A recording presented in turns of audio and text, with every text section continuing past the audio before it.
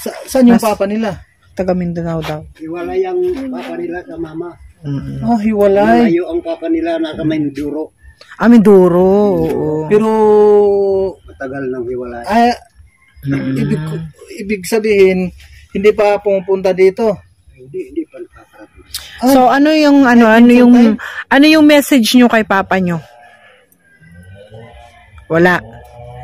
Anong pangalan ni papa ninyo? Yung papa ninyo, anong pangalan? Alam nyo ba ang pangalan ni papa nyo? Marlon. Julian?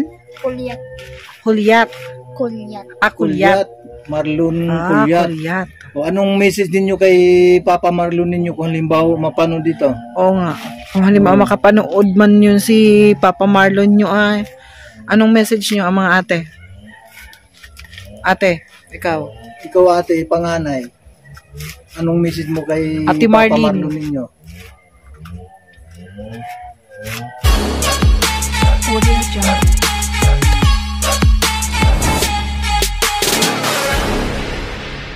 Isama natin si tatay. So, yun po yung bahay nila. Nila nanay at saka nila tatay. Paano na din po. Ayan. Tukod na lang. Tukod na lang. Para hindi pa pumilay. Oo. Ilang bahay ito na ay tay? Itong unay. Ito yung bahay ninyo dati. Yan kubo-kubo. Tapos ito naman yung bago. Yan, tapos yung bago. walang nakatira niya. Ay wala nang nakatira dyan. Wala. Sira. Tambakan na lang ng mga basura. Oo. Anong pamumuhay ni tatay dito? Wala man. Oh. Anong ikabubuhay ninyo kung walang... Yung panganay ko, yung ina niyan, nasa bayan. Oo. Nasa Siya Karinderya. ang Yan ang nagbubuhay sa amin. Pag-uwi niya, may 2 kilong bigas. Oo. May pang-ulam, yung sobrang natitira sa mga karinderya. Siya ang tagaluto ng... Sa Ako, wala namang trabaho. restaurant nagtatrabaho sa sentro ng Ligaw, Doon sa loob ng mismong bayan. Karinderya. Karinderya lang. karinderya. Ay doon mayroong kasi doon sa loob ng may kainan doon. Yung Aling Glo, Alinglo. yung Glo, Mhm. yun ang ano niya. Tapos dito ang daming dito. Hello po, Nay. Hello, mga baby. Mga apo mo, Nay? Apo mo? Uy! Yung Ano po to, Nay? Yung mga mama nila. Yung tatrabaho dun sa karinderya. Tapos, yung papa nila. Wala. Wala na? Buhay pa, pero hiwalay na sila. Hiwalay na. Nasa Mindoro yung ama. Ito. Ito yung bunso. Hindi. Iba rin ang ina niyan. Iba. Apo ko rin. Apo ko rin to. Dahil uwi na ako dito. Mama ng mga Saan? salit ng tama. So, ayun po yung mga mga anak niya, ang mga apo nila, nanay at saka nila tatay. Ay, ang ganda ni ate, oy. Ilan na edad mo, ate? 14 na po. 14 years old. Anong pangalan? Laika po. Laika. Ito si ate. Ano ba pangalan mo? Hazel. Hazel. Anong edad? 12. Marlene Kulyat. Marlene. 17. 17. Ay, di mas matanda ka pala, no? Ay, sinong panganay dyan? Oo, si ate. Akala ko ito yung panganay. Laking bulas. Ito yung panganay pala, oh. Oo, ang tangkad ng Parang siya yung nagsunod sa bunso, eh. Yung tatay niya, Ay, sinundan ng matangkad bunso. siguro yung tatay niya. Tapos yung nanay nila ay nagtatrabaho po sa karinderya. Yun. So yun po yung sila po yung yan, kasama po nila tatay doon sa yan. Oo nga. Bakit nagtatago kayo na mayroon naman kayong magandang mga Oo mukha nga. na ipapakita sa O, tao diba? bakit nahihirap At kayo. kayo ay nag-aaral pa. Saan kayo nag-aaral? Hmm? Sa Ranauran. Rio- Ranauran. Sa Ranau-Ranau. Sa Tastas. Ay, siya sa Tastas. Kayong dalawa sa Yung Ranau-Ranau. 14 ng edad sa tastas. Siguro may boyfriend na to. Ito po yung sa Tastas. Ah, sino may boyfriend sa inyo? Wala po. Wala pang Huwag boyfriend. muna Sigurado. kayong mag-boyfriend ha. Sigurado. Isipin niyo muna yung kabuhayan. Iisipin nyo Mahirap muna na yung ano. Magka-boyfriend Oo. kaagad. Mahirap mag-asawa ng maaga. Mahirap magkaroon ng asawa ng maaga. Kasi, ano nga, tawag dito. Isipin natin yung kahirapan sa buhay natin. Kaya baka sakaling mayroong So, makapanood dito. ano yung pangarap mo, ate? Maging teacher po. Maging Oy. teacher. Si ate, naka-red. Nakapula. Wala kang pangarap? Paano yan? Te, wala ka talagang pangarap, te? Ang pangarap ate, walang bayad yan. Ikaw, ate? Chef. Chef. Ay, Yun, like maganda mother. din. Pero sino sa inyo ang marunong magluto? Sa inyong tatlo? Siya. So, wala to. Te, di ba nakita mo yung ang tatlong zombie na ano ni Kalinga Prab? Napanood mo, te? Na mahiyain. Napanood mo? Hindi. Ayaw magsalita. Hanggang ngayon nagsasalita na siya. Nagsasalita na sila. O para silang ganun. Mahiyain. Oo nga. Pero ang tatangkad nila Hindi mas matangkad ito.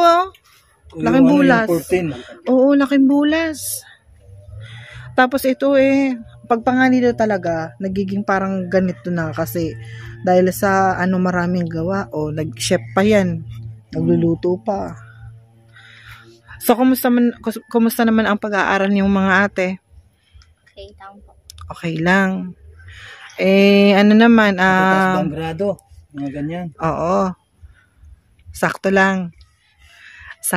Basta nasa level pa rin. Masipag bang mag-aaral ang mga ito? Mga ate, masipag bang mag-aaral?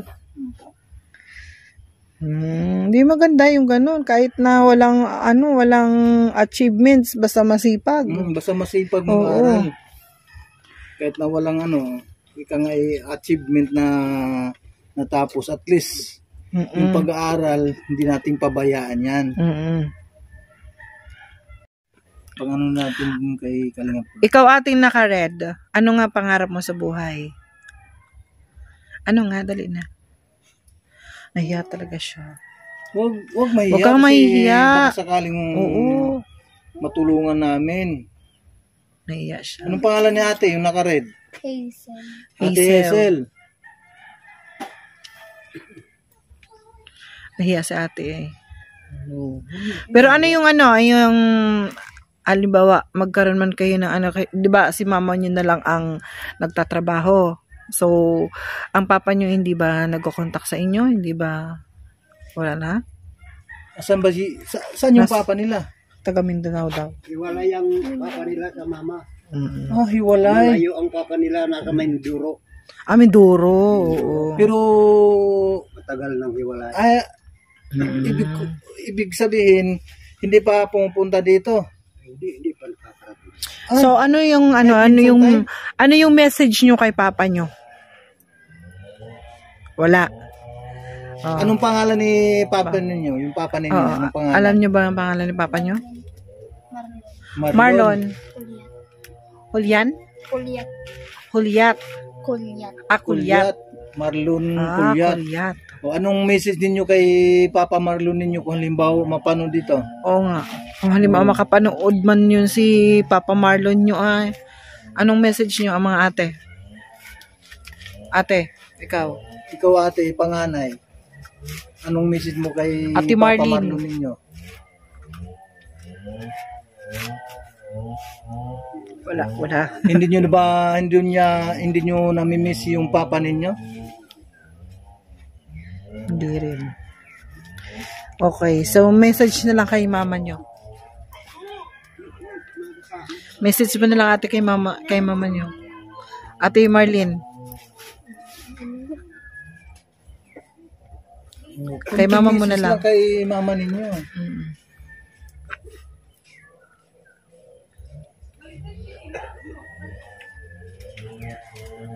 Okay. Ito muna.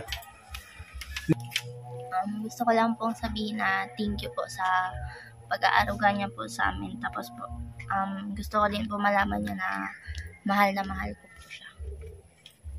Si Ate Hazel. Kunting message lang ate. Ate Marlene.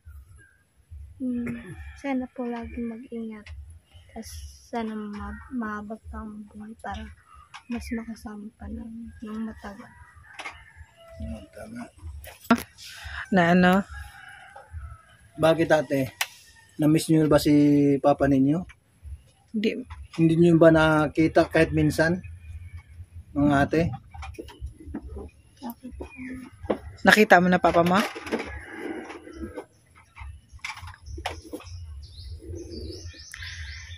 Okay lang yan, te. At least,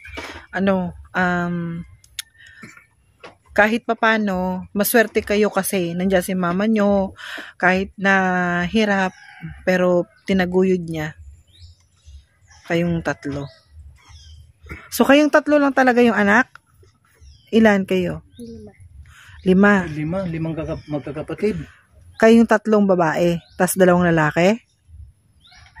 Isang lalaki Saan yung pinaka-ate nyo? sa bayan.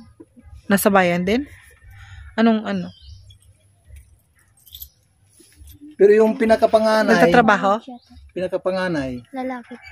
ay lalaki. Sumunod babae. Hmm. Nagtatrabaho na yung ate nyo. Pinaka-ate nyo. Working student. Working Ay, student siya? Working student. College? Yung Anong course? Education din po.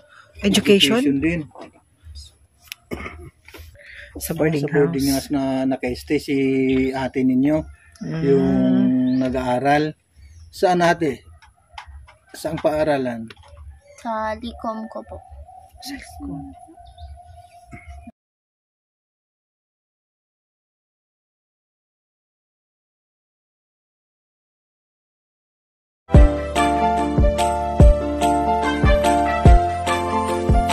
Siya ang makakasama nyo at magiging katuwang aalala sa mga nangangailangan.